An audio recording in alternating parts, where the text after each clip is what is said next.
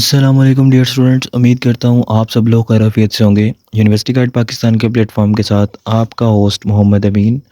आज की जो हमारी इम्पॉर्टेंट वीडियो है वो गवर्नमेंट की तरफ से जो जॉब्स स्कूल टीचर्स के लिए अनाउंस की गई हैं उनके हवाले से है कि आप इन जो जॉब है इस जॉब के लिए आप किस तरह से अप्लाई कर सकते हैं, इसके लिए कौन कौन सा एलिजिबिलिटी क्राइटेरिया है, या फिर जो ये इंटर्नशिप है टीचर्स की इसके लिए कितना दुरानिया होगा और आप इसको किस तरह से अप्लाई कर सकते हैं और आपको कितनी सैलरी मिलेगी।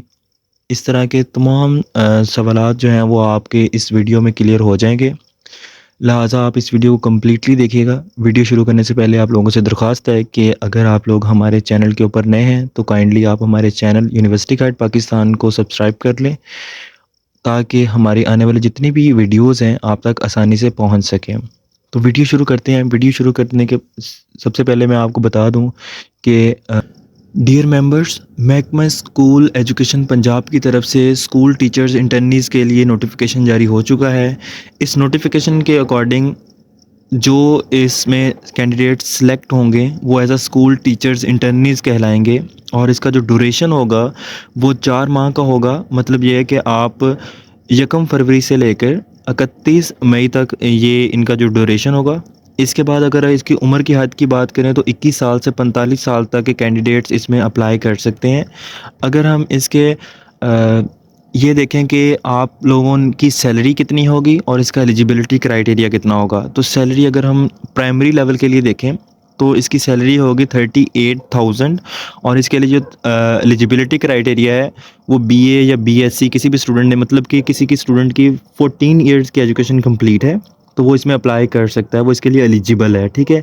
इसके बाद अगर हम एलिमेंट्री लेवल की बात करें, एलिमेंट्री लेवल के अंदर ये है कि इसकी सैलरी जो होगी वो 40,000 होगी, जबकि इसके लिए जो एजुकेशनल एलिजिबिलिटी है वो एमए, एमएससी, बीएस ऑनर्स या फिर बीए या बीएससी जिन्होंने भी किया हुआ है तो वो इसमें अप्लाई कर सकते हैं। इसके बाद अगर हम बात करें कि हाई या फिर हायर सेकेंडरी लेवल की, तो उसकी जो सैलरी है वो 45,000 है। ठीक है। और इसके लिए जो एजुकेशन है वो आपको एमए, एमएससी या बीएस ऑनर चाहिए, लेकिन इसके लिए आपको स्पेशल मतलब कि उस सब्जेक्ट के अंदर स्पेशलिटी होनी चाहिए। लाइक अगर कोई स्टूडेंट जो कैंडिडेट जो है वो फिज़िक्स के लिए अप्लाई कर रहा है तो उसको चाहिए कि उसका जो एमए है या एमएससी है या बीएस ऑनर है वो फिज़िक्स के अंदर होना चाहिए। ठीक है। इस तरह वो सब्जेक्ट वाइज होंगी। और जितनी सीट्स अनाउंस हुई हैं, टोटल सीट्स लाइक 12,500 है, तो उसमें से अगर हम हर डिस्ट्रिक्ट को डिवाइड करें, हर डिस्ट्रिक्ट में दें तो 35 से 40 सीट जो है वो हर टीचर्स के लिए, मतलब एक डिस्ट्रिक्ट के अंदर 35 से 40 टीचर्स उसमें भर्ती किए जाएंगे। ठीक है। ये एक्सपेक्टेड है। इसके बाद अगर हम बात करें कि आपने इसमें अप्लाई किस तरह से करना, मेन जो इसका वीडियो बनाने का हमारा पर्पज़ था वो ये है कि सबसे पहले ये है कि 22 जनवरी से लेकर 24 जनवरी तक पोर्टल ओपन होगा। पोर्टल का लिंक आपको हमारी डिस्क्रिप्शन में भी मिल जाएगा। ठीक है। और हम वीडियो के एंड पे भी एक स्लाइड उसकी बनाई हुई है, उसमें भी आप देख सकते हैं। ठीक है। इसके बाद अगर हम दूसरी बात करें, 24 तक अप्लाई होने के बाद 25 तारीख को 25 जनवरी 10 बजे आपकी मेरिट लिस्ट लग जाएगी। उस मेरिट लिस्ट के अकॉर्डिंग जितने भी कैंडिडेट्स होंगे उनका इंटरव्यू होगा। ठीक है। 25 जनवरी को ही उनका इंटरव्यू लिया जाएगा। उनकी जो मुतल्लिका यूनियन काउंसिल है या फिर जिस स्कूल के अंदर उन्होंने अप्लाई किया होगा उसमें उनका इंटरव्यू होगा। ठीक है। जो इंटरव्यू के अंदर कामयाब होंगे उनकी जो लिस्ट है, मतलब जो सिलेक्टेड कैंडिडेट्स हैं उनकी लिस्ट 29 जनवरी सुबह 10 बजे उन्हीं के पोर्टल के ऊपर, जिस पोर्टल पर वो अप्लाई करेंगे उस पोर्टल पर शाये हो जाएगी। ठीक है। और इसके बाद 29 जनवरी से लेकर 30 जनवरी शाम 5 बजे तक उनकी अगर कोई भी मिस्टेक है या कोई ऐसा कैंडिडेट है जिसकी कुछ इन्फॉर्मेशन गलत हो या वो मेरिट पर आ रहा हो या उसका जो एजुकेशनल मेरिट है वो गलत कैलकुलेट किया हो तो वो उसको करेक्ट करवा सकता है। ठीक है। और 30 जनवरी तक उसकी जो जितनी भी इंफॉर्मेशन है उसको करेक्ट कर दिया जाएगा। उसके बाद 31 जनवरी को जो फाइनल लिस्ट है, जो सिलेक्टेड कैंडिडेट्स होंगे एसटीआईज के लिए, उनकी लिस्ट जो है वो उनके पोर्टल के ऊपर और उनके स्कूल्स के जो नोटिस बोर्ड है उसके ऊपर भी शाये हो जाएगी। ठीक है। इसके बाद ये है कि ये जितनी भी पोजीशंस हैं ये महदूद मुद्दत, जैसे मैंने आपको बताया है कि ये 4 माह के लिए है और ये जितने भी एसटीआईज़ हैं इनको मुस्तकिल नहीं करेंगे, परमानेंट नहीं करेंगे। ठीक है।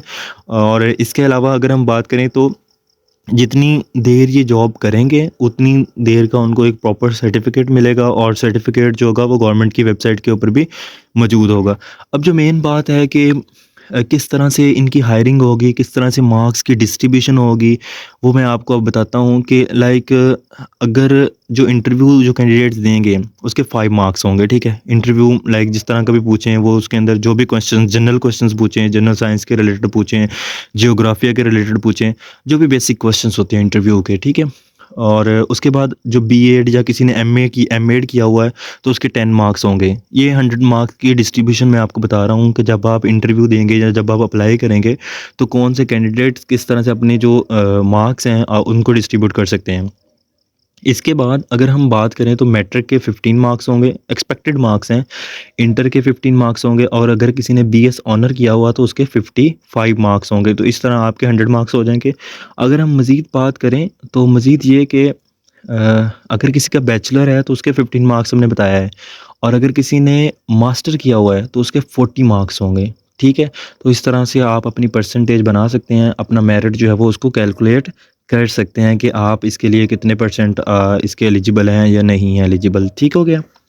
इसके बाद अगर हम बात करें कि बहुत से स्टूडेंट्स कहें कि हमें मतलब कि एक्सपीरियंस रिक्वायर्ड है या नहीं रिक्वायर्ड इसके लिए, तो इसके लिए कोई एक्सपीरियंस नहीं रिक्वायर्ड। लाइक मतलब इसका मेरिट के अंदर कोई रोल नहीं है कि आपके एक्सपीरियंस के भी कोई मार्क्स होंगे या नहीं मार्क्स होंगे, ठीक है?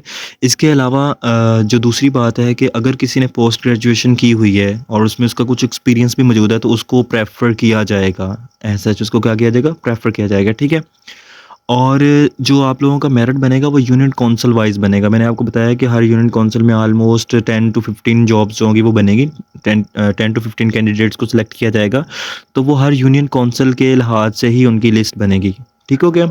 और अगर हम बात करें मज़ीद कि इसको अप्लाई किस तरह से करना है, इसके लिए कौन-सा लिंक आएगा और उस लिंक को किस तरह से फ़ॉलो करना है आपने, तो ये वाला लिंक है जिसमें पहले भी एसटीआईज़ जो हैं अप्लाई करते हैं, वो इसी लिंक के थ्रू अप्लाई करते हैं। तो होप सो जो 22 जनवरी को जो लिंक शाये होगा वो इसी लिंक के अकॉर्डिंग होगा, ठीक है? आपको ये वाला लिंक हमारी डिस्क्रिप्शन में मिल जाएगा। इन केस अगर कोई और लिंक आता है तो वो भी आप लोगों को हमारी डिस्क्रिप्शन के अंदर ज़रूर मिल जाएगा, ठीक है?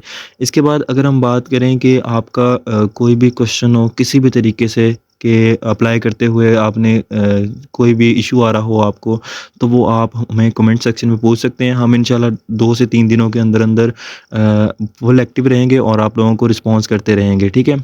और कोशिश ज़रूर कीजिएगा कि आप लोगों को वीडियो के हवाले से जिस तरह की भी इन्फॉर्मेशन लगी हो और उसके हवाले से ज़रूर कमेंट किया करें, ताकि हमें जो है इसके हवाले से थोड़ी-सी हौसला अफ़ज़ाई होती है कि हमारी वीडियोज़ जो हैं वो हमारे जो जितने भी मेंबर्स हैं उन तक पहुँच रही है और उनको ये इन्फॉर्मेशन बेनिफिशियल भी है या नहीं है, ठीक है? और एक और बात आपको बता दूँ कि जब आपने अप्लाई करना है तो आपने कोशिश करनी है कि आपने यूनियन काउंसिल के अंदर ही जितने भी स्कूल्स हैं उनको प्रेफ़र ज़रूर करना है, ठीक है? होप सो आपको हमारी ये वीडियो अच्छी लगी हो। अगर आपका कोई भी क्वेश्चन हो तो आप कमेंट सेक्शन में ज़रूर पूछ सकते हैं। मिलते हैं अगली वीडियो में। अल्लाह हाफ़िज़।